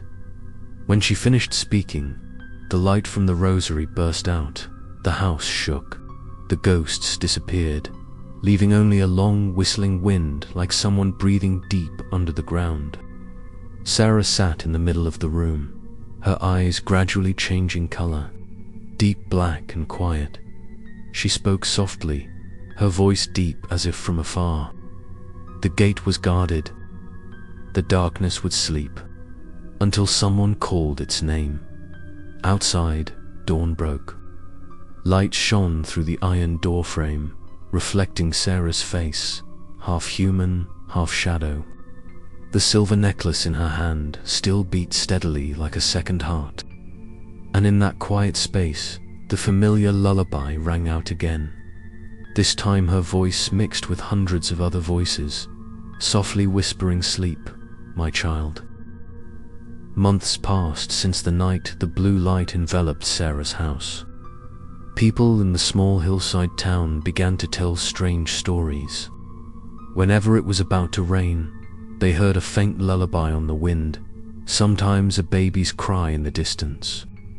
Those who lived nearby said that at night, the abandoned house emitted a faint, blue light that was like breathing. No one dared to go near it, because they said they felt like someone was watching them. People called it the House of the Gatekeeper. No one knew Sarah's real name, only that a woman had died there with her husband after a strange ritual. The story spread from generation to generation, each person adding a little more. But they all had one thing in common: a lullaby on the wind. A young couple who had just moved into town didn't believe in ghosts. They curiously went to the house, carrying a camera and flashlights. When they got closer, they saw that the iron door in front of it was ajar. The wind blew through the crack in the door, making a sound like someone whispering. They pushed a door open and entered. The air inside was cold and stuffy. The house was covered in dust, but the handprints on the walls were still as deep as if they had just been touched. They went down to the basement, where the ritual had taken place. Under the flashlight, the mottled walls showed ancient characters. In the middle of the room was a circle of ashes and a broken silver necklace. The girl bent down, about to pick it up, when her boyfriend heard footsteps behind him. He turned around, the flashlight shining into the darkness. No one was there. But when he turned back, the girl had disappeared. He called out her name in panic. The call echoed throughout the room. Then, from the darkness, the girl's voice rang out. "Did you hear that? This singing is so beautiful. ... He ran after the sound to the basement door and saw her standing motionless, eyes wide open, her mouth moving as she sang along to a strange lullaby. He pulled her out, but when the streetlights shone in, he realized she was still singing, a voice that didn't seem to belong to him. From then on, she never spoke again and just sat in the hospital, whispering nonsense every night. People said she heard the gatekeepers singing to her. After that, the government sealed the house, but every time it rained, a blue light still flashed through the iron door. Some people said they saw the shadow of a woman standing behind the window, holding a baby, gently rocking it. Many curious people came to find her, then quietly left, not daring to say anything. They said they felt like hundreds of eyes were watching them in the darkness. An elderly man named Walter, who had lived in the town since childhood, recounted that many years ago. His father had participated in the burial of a woman named Sarah after the house burned down. But the strange thing was that her body was never found. "We only buried a blanket and a silver necklace," he said. But that night, after the burial, everyone heard the lullaby around the cemetery. It never stopped. From then on, people called her the Gatekeeper, a spirit that was neither evil nor good, only responsible for keeping the balance between the two worlds. But it was rumored that if anyone accidentally woke her, the gate would open again and the imprisoned souls would pour out. One autumn night, a big storm came. The wind howled through the roofs. Thunder and lightning tore across the sky. In the flash of light, people saw Sarah's house glowing unusually brightly. A green light spread across the hills. Many people ran out to see, but no one dared to come near. From afar, they clearly heard the lullaby echoing through the storm, gentle, steady, as if coaxing something struggling underground. A boy said that in that light, he saw hundreds of figures standing around the house, all bowing their heads to listen to the song. And on the second floor window, Sarah stood there, her eyes looking up at the sky, her lips moving slightly. The blue light from the string of beads around her neck emitted each beat like a heartbeat. When the storm passed, the house was quiet again. But the next morning, some people discovered small footprints in the mud around the house. Children's footprints, connecting in a circle. No one could explain it. The people believed even more that Sarah had woken up to keep the lullaby for the lost soul to sleep. Since then, every time someone in town lost a loved one, they would come to the house and place a white flower in front of the iron gate. They said that if they heard the lullaby that night, the soul of the deceased would be guided to the other side. No one knew the truth, but no one dared to doubt it. Because in the middle of the night, when the wind blew over the hill, the song still echoed, "Go to sleep, my child." ... People believed that Sarah was no longer human, but not a demon either. She was the boundary, the bridge between two worlds. And every time the gate is about to open, the blue light in the house will flare up again, warning that the gatekeeper is awakening.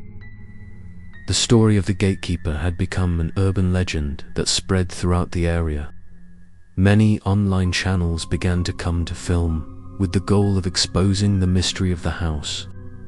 A paranormal investigation team of 4 people: Daniel, the team leader; Emma, the sound technician; Lucas, the cameraman; and Chloe, the paranormal investigator.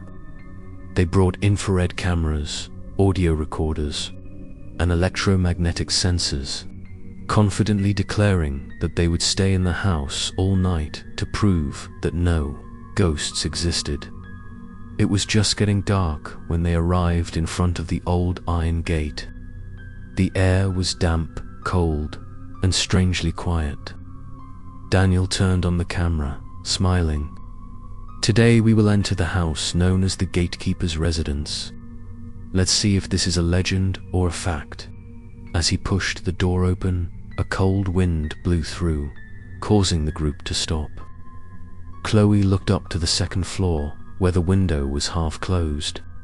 She swore she saw a shadow pass by, but said nothing.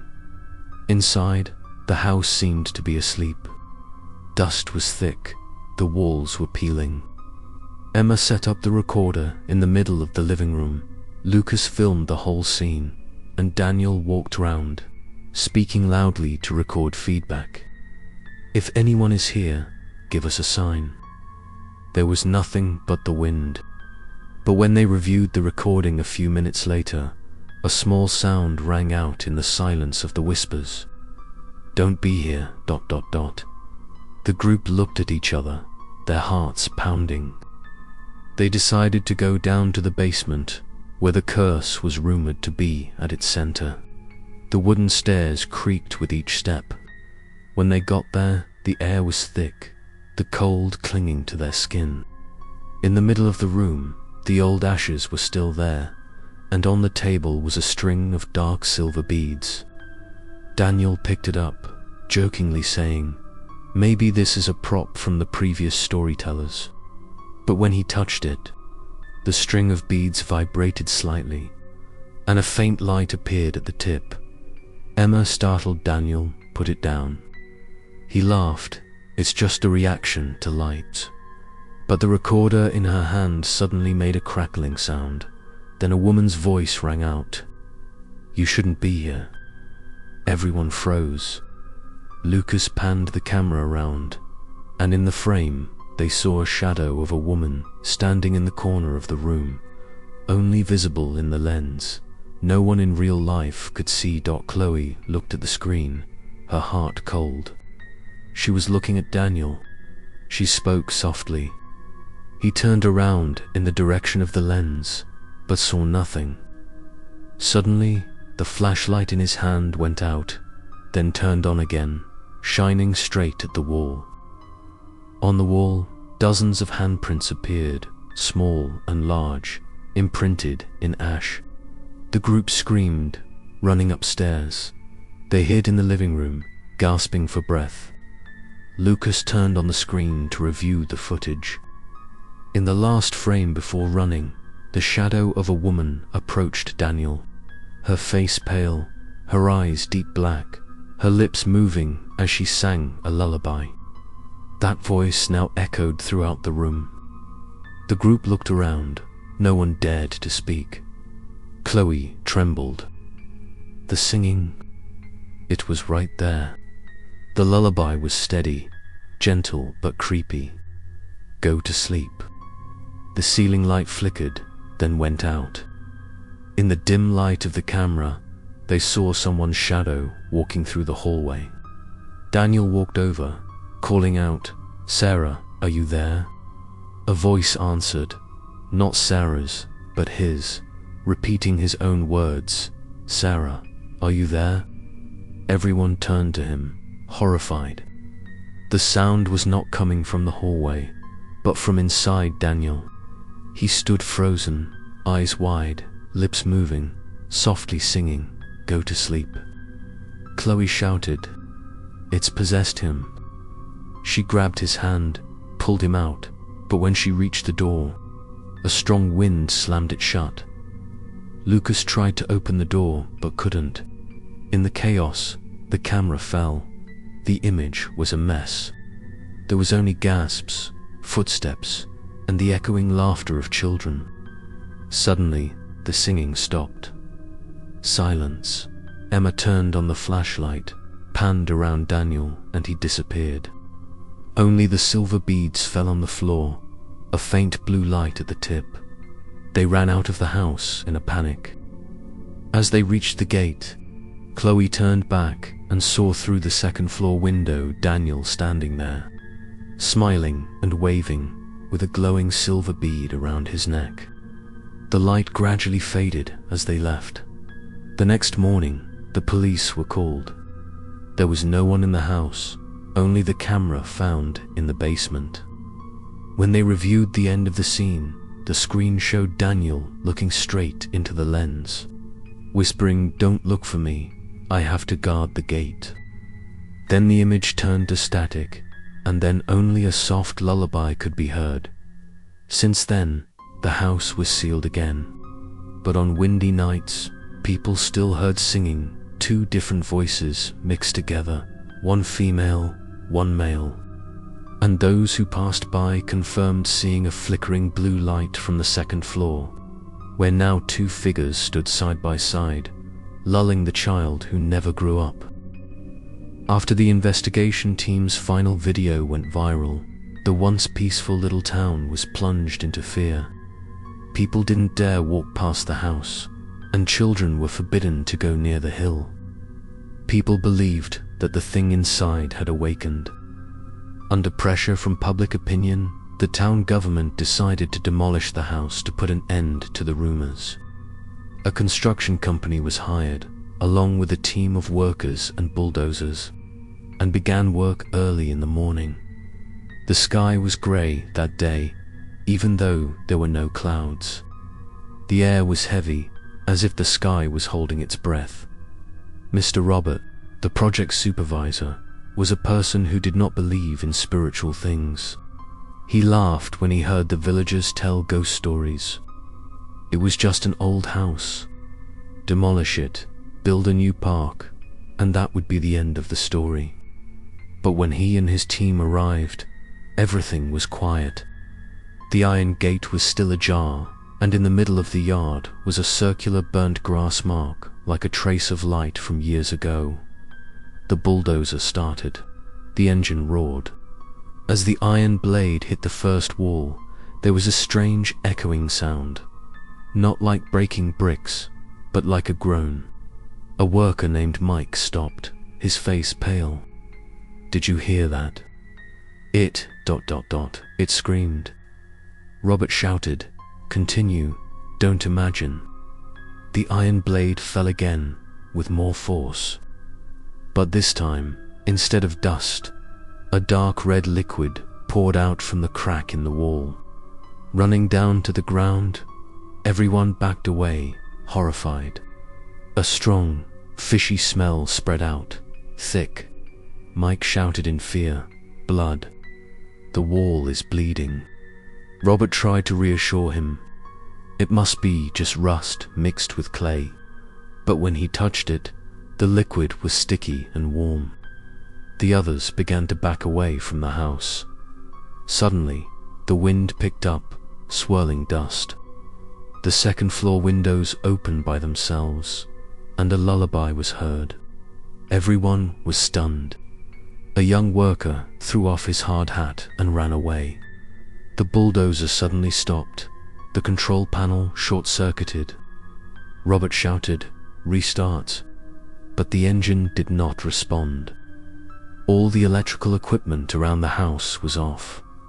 Another worker, Joe, tremblingly pointed to the wall. Look. On the wall where the blade had just touched, blood had spread into the shape of a giant hand, imprinting itself from within. Then, from the middle of the crack, a small crack gradually widened, emitting a pale blue light. They heard a baby's cry coming from within the wall.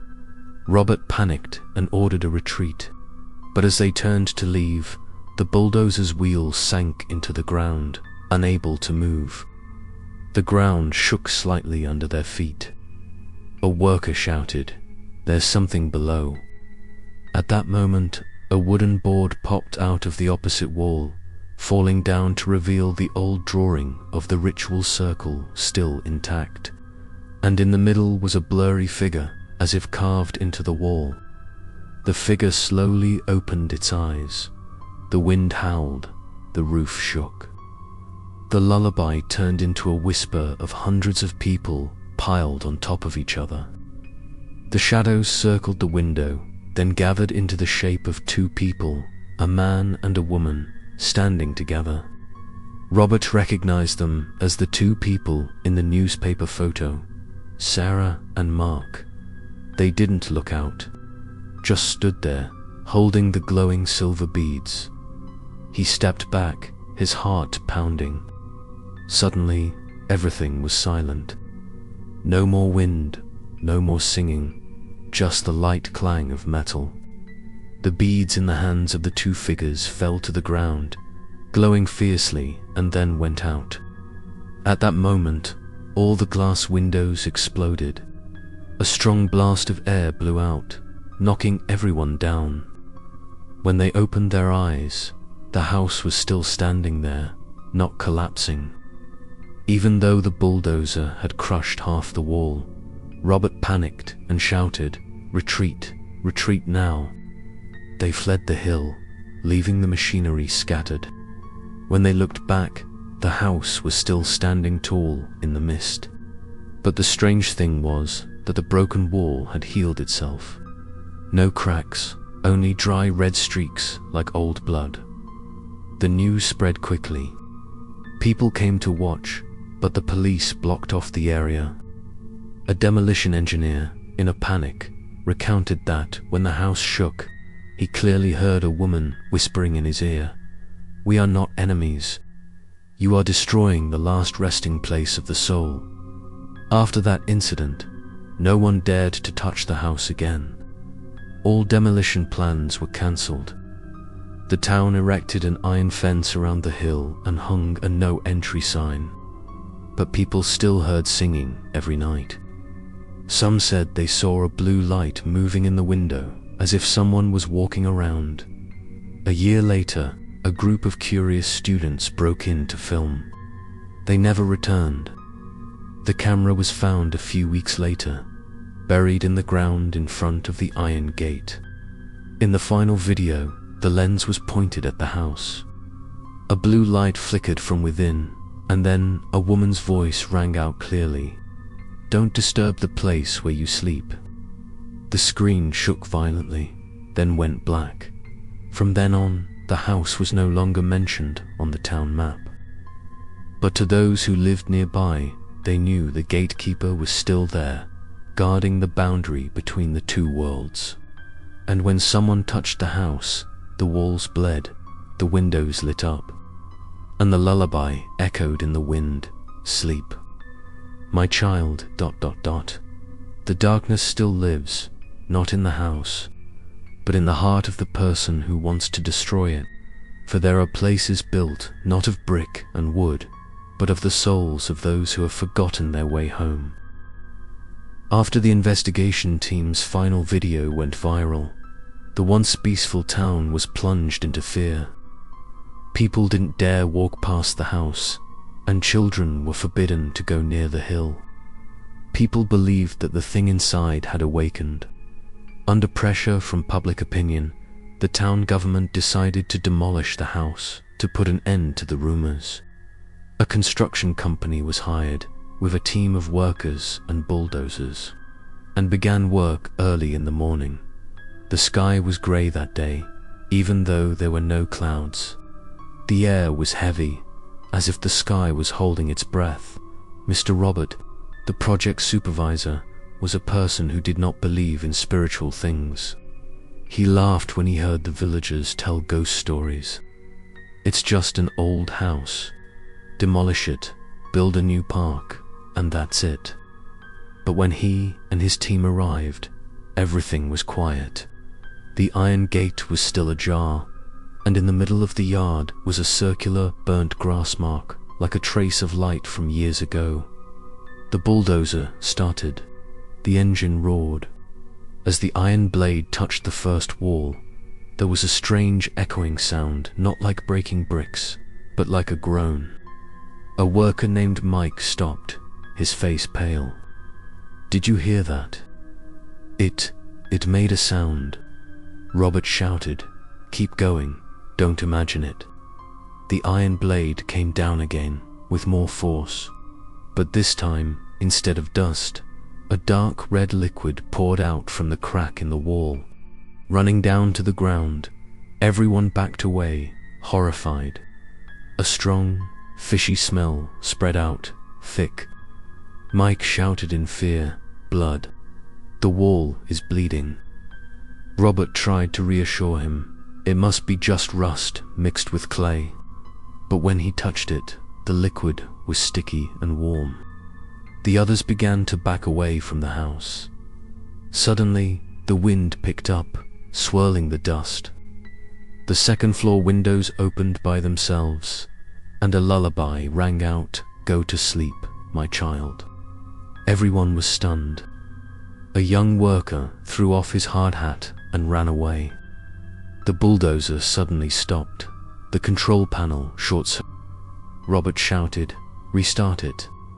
But the engine did not respond. All the electrical equipment around the house was dead. Another worker, Joe, tremblingly pointed to the wall. Look, on the wall where the blade had just touched, blood spread in the shape of a giant hand, imprinting from within. Then, from the middle of the crack, a small crack gradually widened, emitting a pale blue light. They heard a baby cry coming from inside the wall. Robert panicked and ordered a retreat. But as they turned to leave, the bulldozer's wheels sank into the ground, unable to move. The ground shook slightly under their feet. A worker shouted, "There's something down there." At that moment, a wooden board popped out of the opposite wall, falling down to reveal the old drawing. The ritual circle was still intact, and in the middle was a blurry figure as if carved into the wall. The figure slowly opened its eyes.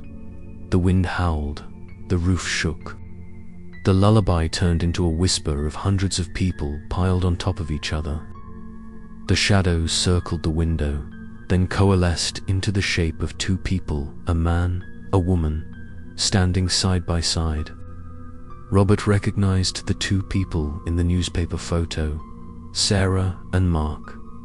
They didn't look out, just stood there, holding the glowing silver beads. He stepped back, his heart pounding. Suddenly, everything was silent. No more wind, no more singing, just the faint sound of metal. The beads in the hands of the two figures fell to the ground, glowing fiercely and then going out. At that moment, all the glass exploded.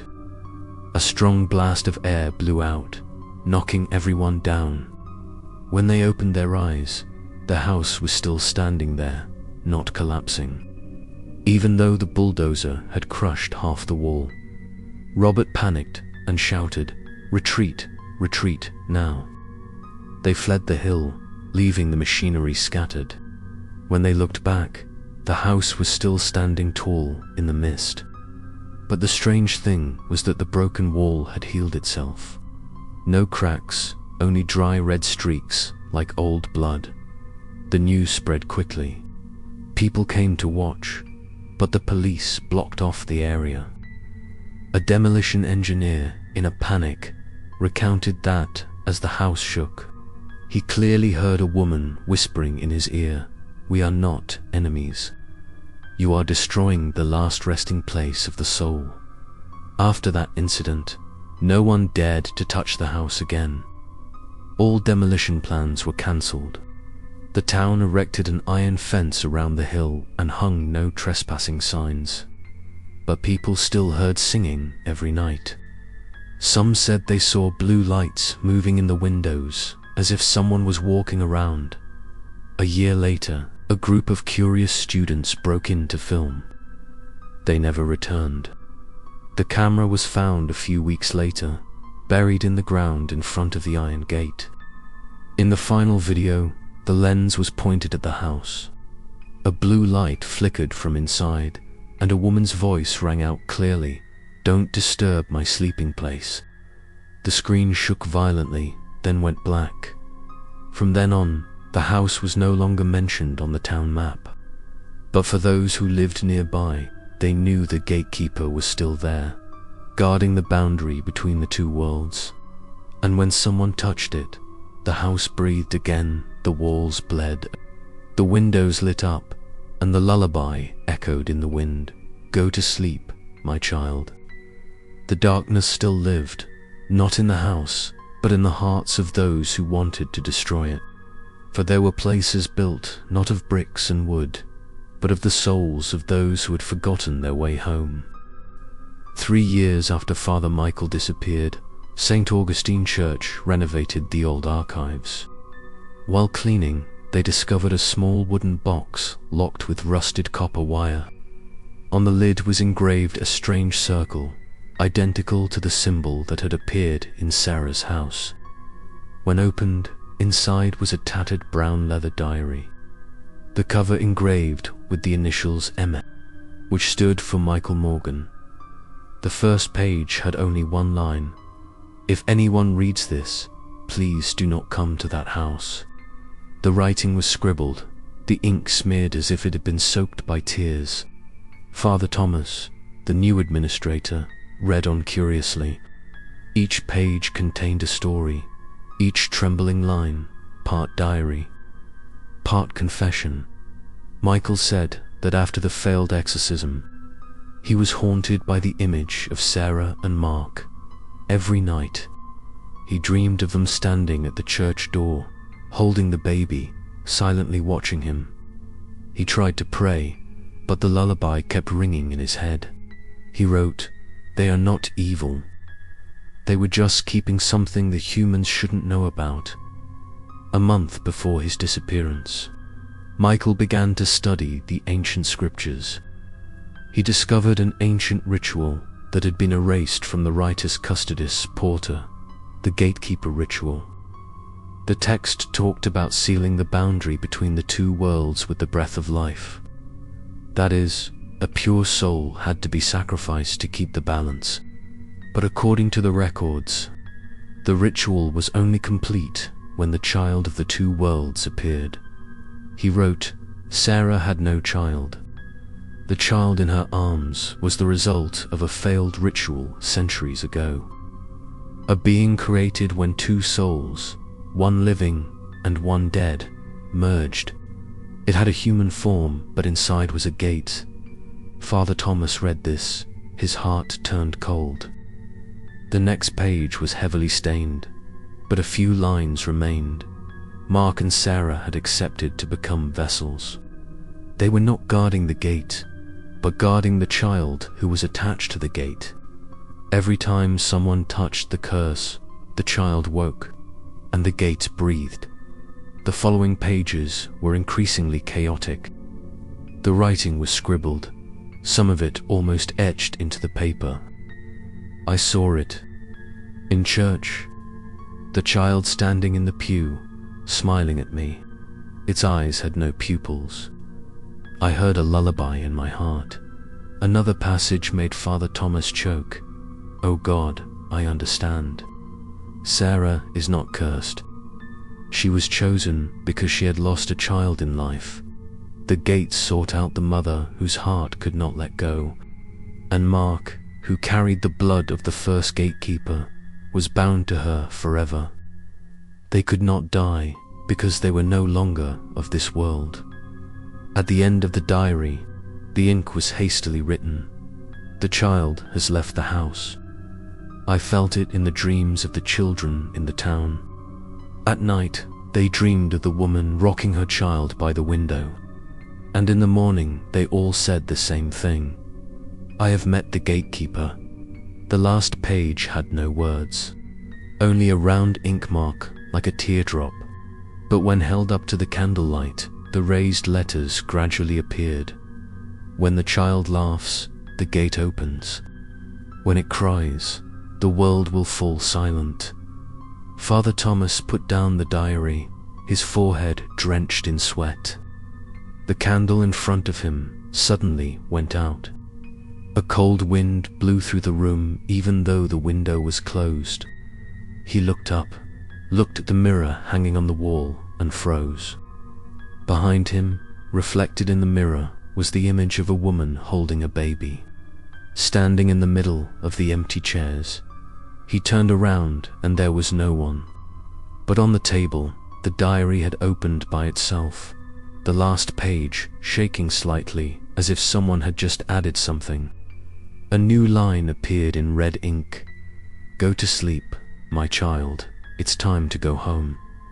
The whole room fell silent. The candle suddenly burned again, but the light was no longer yellow but pale blue, illuminating the wall with the image of a child laughing softly. Father Thomas knelt trembling in prayer, but from the wind, the lullaby rang out again, familiar and gentle as a greeting to the gatekeepers who never go far.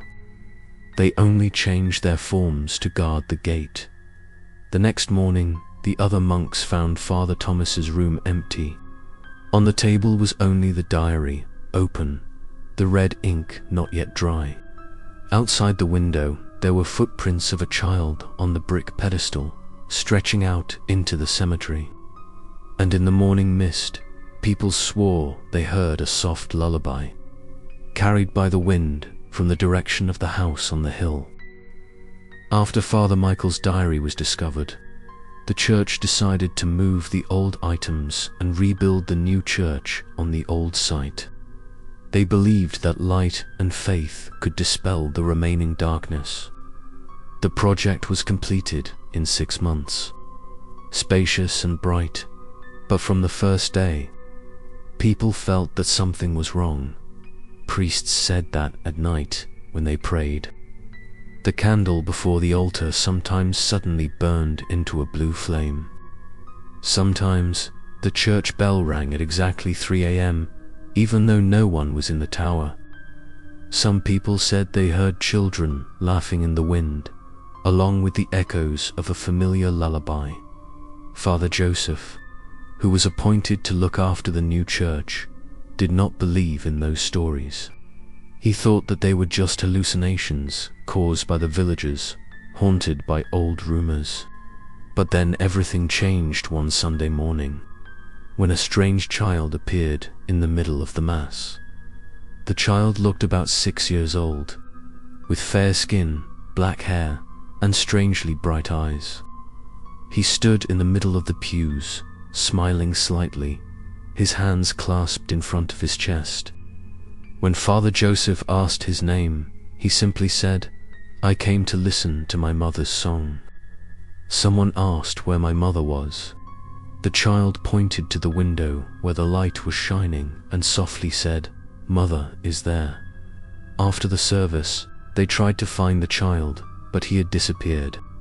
However, some people claimed they could still hear the lullaby coming from the back of the church. The next day, Father Joseph reviewed the security footage, and his heart sank. In the frame, the child had no shadow, and every time he passed the window, his figure disappeared completely. In the following days, the strange phenomenon increased. Grey stains in the shape of human arms appeared on the church walls. Every night, whoever was left alone heard the lullaby echoing throughout the sanctuary, "Go to sleep, my child." A young monk, Peter, decided to investigate. He stayed overnight, setting up a recording camera. Around 3 in the morning, he heard light footsteps on the wooden floor. When he turned around, he saw the child standing at the end of the pew, looking at him with deep black eyes. Peter asked, "Who are you?" The child tilted his head, smiling. Father Michael told him to turn around because the gate was not closed. He stepped back, horrified. Father Michael was dead. The child replied, "No one is dead, they just switched roles." Then he ran away into the darkness behind the altar. The next morning, Peter disappeared. The camera was still running, but the last image only captured the scene of the altar shaking slightly. Then the child's shadow passed through the lens. He looked straight into the camera, smiling. Then the screen went black dot. Father Joseph panicked, decided to seal the altar area, not allowing anyone in. But the strange phenomenon did not stop. A week later, during the ceremony, hundreds of people witnessed a blue light appear on the dome of the church, spreading down like a thin mist. And in the light, the child appeared again, this time standing right next to the statue of Saint Mary. The lullaby sounded from everywhere, making everyone silent. Father Joseph stood still, his mouth stammering a prayer. The child looked at him, softly saying, "Father, don't be afraid. I just want my mother to sleep peacefully." Then he raised his hand, and a blue light filled the church. The lights went out, the candles went out, only the singing voice echoed. When the light returned, the child had disappeared. But on the statue of Saint Mary, the eyes suddenly became wet as if crying. From that day on, the church was locked forever. No one was allowed to hold prayer services inside. Father Joseph moved to another place, but he said that every night, when he closed his eyes, he could still hear the laughter of children around his bed. The people in the area began to gossip again. They said that the child was the child of two worlds that Father Michael had written in his diary. When the house was sealed, it found a new shelter, which was the church. And whoever calls the gatekeeper's name will unwittingly reopen the curse loop.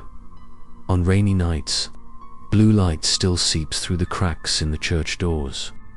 A few curious people hear lullabies and the cries of babies mixed with the bells. When they peek through the window, they see a woman holding a baby sitting by the altar, singing softly. And the baby looks out, smiling at them. It is believed that it is Sarah and her never-growing child, the spirit guarding the gate between the two worlds. No one knows when this loop begins, only that it never ends. For when the first wind of winter blows over the hill, the song rings out again, gentle as a promise, creepy as fate. Sleep, my child. It's time to open your eyes. 12 years have passed since the church was sealed. Though the town tries to forget, the story of the strange child lives on in every rumor. People say that every winter they see the shadow of a teenager walking through the cemetery, holding a silver rosary that glows faintly, lips moving silently as a lullaby. No one dares to approach, because wherever it passes, the candles on the graves spontaneously burn blue. One rainy night, Mr. Matthew, the cemetery guard, saw the child standing among the rows of tombstones. Lightning flashed, illuminating its face. It was no longer the child from before, but a teenager of about 18, thin, black hair, deep blue eyes that seemed bottomless. He asked, "Who are you? Why are you here in the middle of the night?" It turned, and in the darkness, a voice rang out, not one, but two voices intertwined. One soft, like Sarah, the other hoarse, like Mark. "We never left. You're just growing up." Matthew was stunned. He stepped back, but his feet were frozen. The boy stepped forward, his smile half gentle, half knowing. "You look at these graves. But have you ever thought that they are not still? The voice echoed in his head, not through his ears, but directly into his mind. He tried to calm down. What do you want? He bowed his head. I just want to tell my story. Then he touched an old tombstone, where the name Sarah Collins, 1887-1913, was written. The ground shook slightly under his feet, and a soft lullaby sounded from deep within the earth. Mother never left me, she just changed into a voice. Matthew ran away.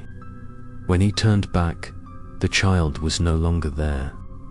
But on the ground, wet footprints led straight to the old church. The next morning, people discovered that the iron door of the church had been opened.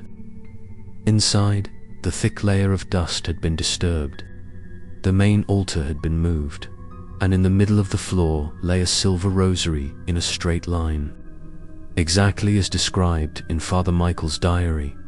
Father Andrew, the new abbot, decided to check. He and 2 young monks went inside.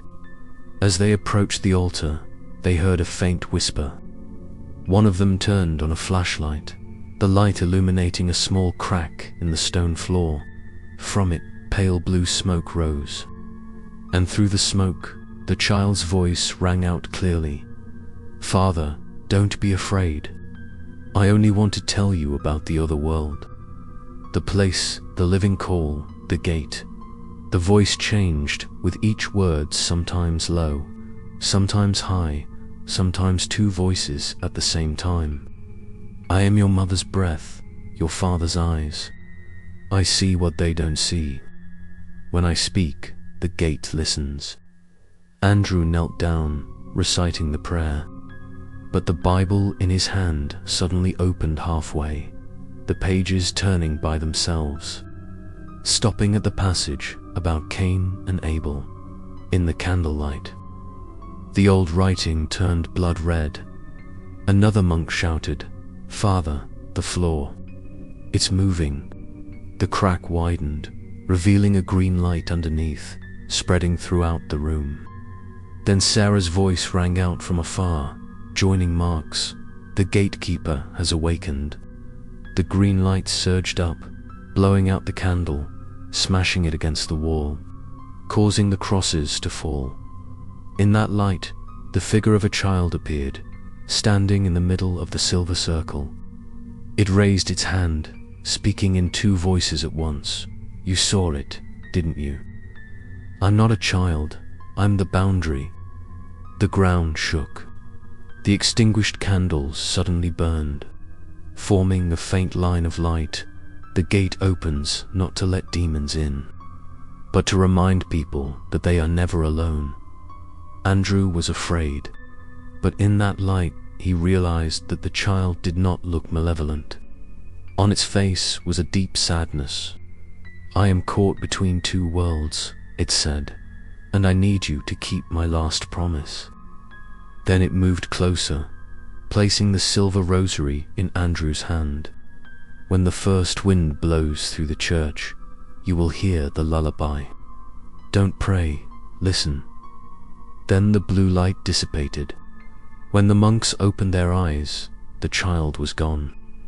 Only the silver rosary lay on the floor, giving off a gentle warmth as if it had a pulse of life. Father Andrew took it to his room and placed it on the small altar. That night, as he prepared to sleep, the lullaby echoed around the room, gentle and creepy. Go to sleep, my child. ... He opened his eyes and saw through the window the silhouette of the child standing in the middle of the churchyard, looking up at him, smiling quietly. For a moment, he saw clearly its eyes reflected to faces. Sarah and Mark. The next morning, Father Andrew told the story, but no one believed him. There was only one detail that made everyone shiver. The silver necklace he brought back had disappeared, replaced by a circular mark carved on the wooden table, exactly like the symbol in Father Michael's diary. From that day on, every time the night wind blew, the lullaby sounded again. This time not one voice, but two. And at the end of the song, the child's voice whispered, "They have awakened. The gate will open, not with blood, but with memory." No one understood the full meaning of that sentence, but those who heard it swore that from that night on, the wind on the hill no longer carried cold, but the breath of something waiting to be born. That winter, the wind blew over Sarah's old house for weeks on end.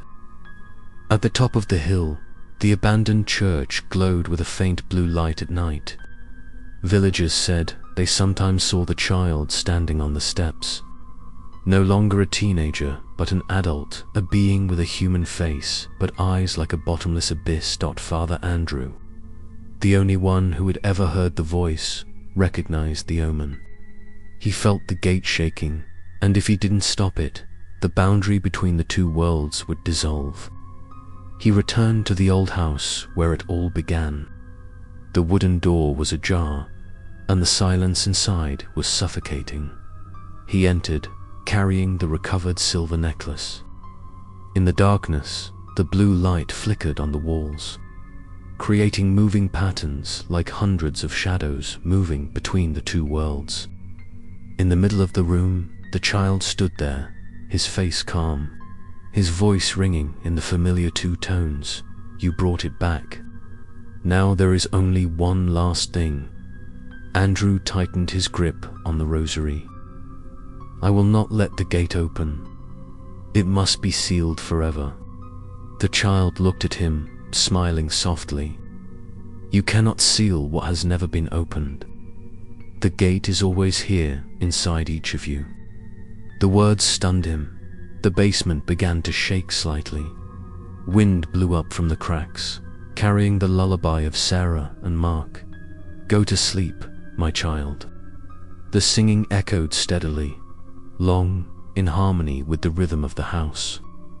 The wooden floor beneath Andrew's feet cracked, revealing a blue light shining on the ceiling. In that light, two figures appeared, Sarah and Mark, still holding hands, eyes gentle but distant.